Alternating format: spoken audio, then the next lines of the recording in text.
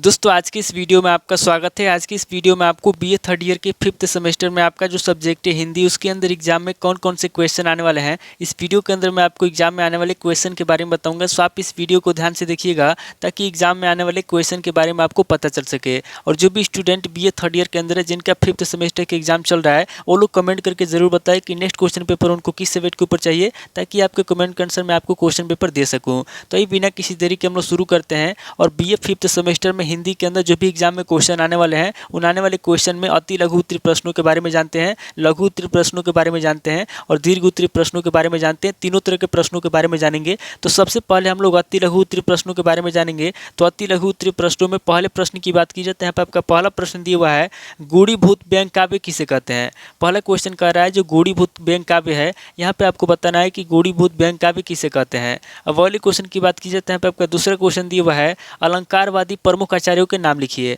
दूसरा क्वेश्चन कर रहा है जो अलंकारवादी प्रमुख आचार्य हैं, यहाँ पे आपको अलंकारवादी प्रमुख आचार्यों के नाम लिखना है।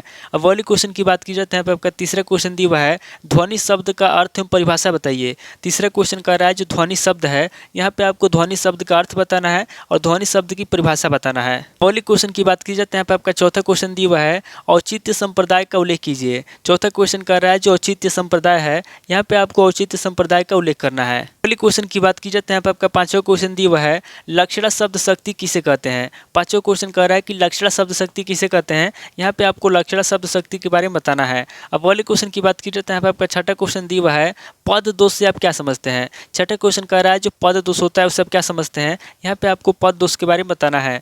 अब वाले क्वेश्चन की बात की जाती है। यहाँ पे आपका सातवां क्वेश्चन दिया हुआ है, नायक के प्रकार बताइए। सातवां क्वेश्चन कह रहा है जो नायक है, नायक कितने प्रकार का होता है, यहाँ पे आपको नायक के प्रकार बताना है। अब वाले क्वेश्चन की बात की जाती है। यहाँ पे आपका आठवां क्वेश्चन दिया हुआ है, कल्पना सिद्धांत का उल्लेख कीजिए। आठवां क्वेश्चन कह रहा है जो कल्पना सिद्धांत है, यहाँ पे आपको कल्पना सिद्धांत का उल्लेख करना है। अब वाले क्वेश्चन की बात की जाती है। यहाँ पे आपका नौ क्वेश्चन दिया हुआ है, टी.एस. इलियट की शताब्दी के समीक्षक हैं। नवा क्वेश्चन कह रहा है जो टी.एस. इलियट है, यहाँ पे आपको बताना है कि टी.एस. इलियट की शताब्दी के समीक्षक हैं। अब वाले क्वेश्चन की बात की जाती है। यहाँ पे आपका 10वां क्वेश्चन दिया हुआ है, स्वच्छंदतावाद की परिभाषा बताइए। 10वां क्वेश्चन कह रहा है जो स्वच्छंदतावाद है उसकी क्या परिभाषा है, यहाँ पे आपको स्वच्छंदतावाद की परिभाषा बताना है। अब वाले क्वेश्चन की बात की जाती है। यहाँ पे आपका 11वां क्वेश्चन दिया हुआ है, अस्तित्ववाद के उद्भव के कारण बताइए। 11वां क्वेश्चन कह रहा है जो अस्तित्ववाद है, यहाँ पे आपको अस्तित्ववाद के उद्भव बताना है, उसके कारण बताना है। अब वाले क्वेश्चन की बात की जाती है। यहाँ पे आपका 12वां क्वेश्चन दिया हुआ है, हजारी प्रसाद द्विवेदी के निबंधों को क्या कहा जाता है। 12वां क्वेश्चन कह रहा है जो हजारी प्रसाद द्विवेदी के निबंध है उसको क्या कहा जाता है, यहाँ पे आपको बताना है कि हजारी प्रसाद द्विवेदी के निबंधों को क्या कहा जाता है।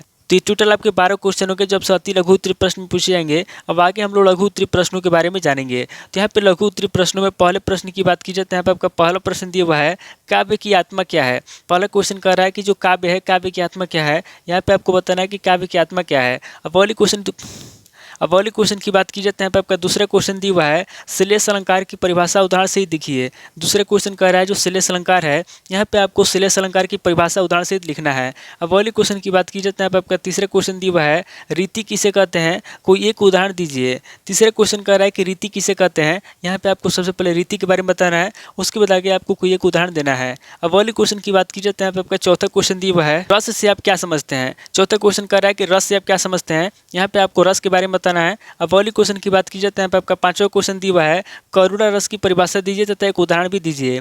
पांचवा क्वेश्चन कह रहा है जो करुणा रस है, यहाँ पे कह रहा है कि करुणा रस की परिभाषा दीजिए तथा एक उदाहरण भी दीजिए। अब वाली क्वेश्चन की बात की जाती है। यहाँ पे आपका छठा क्वेश्चन दिया हुआ है, ध्वनि सिद्धांत की प्रमुख स्थापनाओं पर प्रकाश डालिए। छठा क्वेश्चन कह रहा है जो ध्वनि सिद्धांत है, यहाँ पे आपको ध्वनि सिद्धांत की प्रमुख स्थापनाओं पर प्रकाश डालना है। अब वाली क्वेश्चन की बात की जाती है। यहाँ पे आपका सातवां क्वेश्चन दिया हुआ है, औचित्य के भेद का संक्षिप्तकरण कीजिए। सातवां क्वेश्चन कह रहा है जो औचित्य है, यहाँ पे आपको औचित्य के भेद के बारे में बताना है। अब वाली क्वेश्चन की बात की जाती है। यहाँ पे आपका आठवां क्वेश्चन दिया हुआ है, ओज क्या है। आठवां क्वेश्चन कह रहा है कि ओज क्या है, यहाँ पे आपको ओज के बारे में बताना है। अब वाली क्वेश्चन की बात की जाती है। यहाँ पे आपका नौ क्वेश्चन दिया हुआ है, काव्य शास्त्र में व्यंजना क्या है। नवा क्वेश्चन कह रहा है जो काव्य शास्त्र है उसमें व्यंजना क्या है, यहाँ पे आपको बताना है कि काव्य शास्त्र में व्यंजना क्या है। अब वाली क्वेश्चन की बात की जाती है। यहाँ पे आपका 10वां क्वेश्चन दिया हुआ है, नायिका पर टिप्पणी लिखिए।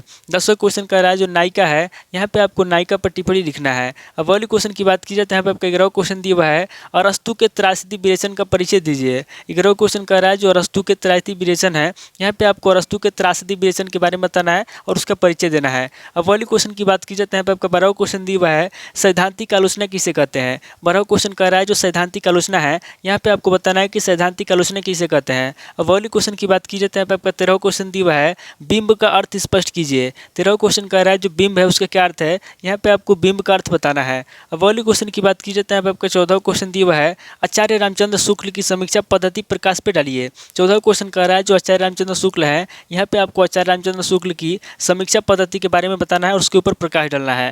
तो टोटल आपके 14 क्वेश्चन हो गए जो आपसे लघु उत्तरीय प्रश्न में पूछे जाएंगे। अब आगे हम लोग दीर्घ उत्तरीय प्रश्नों के बारे में जानेंगे। तो यहाँ पे दीर्घ उत्तरीय प्रश्नों में पहले प्रश्न की बात की जाती है, यहाँ पे आपका पहला प्रश्न दिया हुआ है, काव्य के लक्षण की स्पष्ट व्याख्या कीजिए। पहला क्वेश्चन कह रहा है जो काव्य है, यहाँ पे आपको काव्य के लक्षण की स्पष्ट व्याख्या करना है। अब अगली क्वेश्चन की बात की जाती है, यहाँ पे आपका दूसरा क्वेश्चन दिया हुआ है, भारतीय आचार्यों के अनुसार काव्य के प्रयोजन क्या है स्पष्ट कीजिए। दूसरा क्वेश्चन कह रहा है जो भारतीय प्रयोजन है, यहाँ पे कह रहा है कि भारतीय प्रयोजन के अनुसार काव्य के प्रयोजन क्या है स्पष्ट कीजिए। अब अगली क्वेश्चन की बात की जाती है, यहाँ पे आपका तीसरा क्वेश्चन दिया हुआ है, शब्द शक्ति के अर्थ को स्पष्ट करते हुए उसके भेदों का निरूपण कीजिए। तीसरा क्वेश्चन कह रहा है जो शब्द शक्ति है, यहाँ पे आपको सबसे पहले शब्द शक्ति के बारे में बताना है, उसके बाद आगे आपको उसके अर्थ को स्पष्ट करना है और उसके भेदों का निरूपण करना है। अब अगले क्वेश्चन की बात की जाती है, यहाँ पे आपका चौथा क्वेश्चन दिया हुआ है, नायक से आप क्या समझते हैं इसके प्रकार बताइए। चौथा क्वेश्चन कह रहा है कि नायक से आप क्या समझते हैं, यहाँ पे आपको सबसे पहले नायक के बारे में बताना है, उसके बाद आगे आपको उसके प्रकार बताना है। अब अगले क्वेश्चन की बात की जाती है, यहाँ पे आपका पांचवा क्वेश्चन दिया हुआ है, कालरीज के कल्पना सिद्धांत का परिचय देते हुए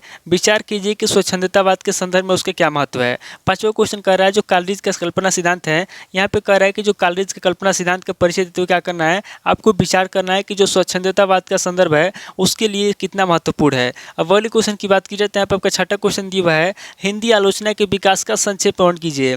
छठा क्वेश्चन कह रहा है जो हिंदी आलोचना है उसका विकास कैसे हुआ, यहाँ पे आपको हिंदी विकास के लिए यानी कि हिंदी आलोचना के विकास का संक्षेप में परिचय देना है। अब अगले क्वेश्चन की बात की जाती है, यहाँ पे आपका सातवां क्वेश्चन दिया हुआ है, संरचनावाद पर एक लेख लिखिए। सातवां क्वेश्चन कह रहा है जो संरचनावाद है, यहाँ पे आपको संरचनावाद पर लेख लिखना है। अब अगले क्वेश्चन की बात की जाती है, यहाँ पे आपका आठवां क्वेश्चन दिया हुआ है, डॉक्टर नामवर सिंह की आलोचना दृष्टि पर विचार करते हुए उनकी आलोचक स्पष्ट कीजिए। आठवां क्वेश्चन कह रहा है जो डॉक्टर नामवर सिंह की आलोचना दृष्टि है, यहाँ पे आपको सबसे पहले डॉक्टर नामवर सिंह की आलोचना दृष्टि पर प्रकाश डालना है, उसके बाद आगे आपको विचार करते हुए उनके आलोचक को स्पष्ट करना है। तो टोटल आपके 8 क्वेश्चन हो गए जो आपसे दीर्घ उत्तरीय प्रश्न में पूछे जाएंगे। तो इस वीडियो के अंदर मैंने आपको लघु उत्तरीय प्रश्न और दीर्घ उत्तरीय प्रश्न दोनों तरह के प्रश्नों के बारे में बता दिया। सो आप इन दोनों तरह के प्रश्नों को नोट कर लीजिए और किसी किताब से सीरीज से मिलाकर के याद कर लीजिए। तो दोस्तों आज इस वीडियो को मैं ही स्किप करता हूँ, मिलता हूं आपसे नेक्स्ट वीडियो में। अगर आपको वीडियो अच्छा लगा तो वीडियो को लाइक कीजिए, शेयर कीजिए और कमेंट करके बताइए कि आपको नेक्स्ट वीडियो किस टॉपिक के ऊपर चाहिए। थैंक यू दोस्तों।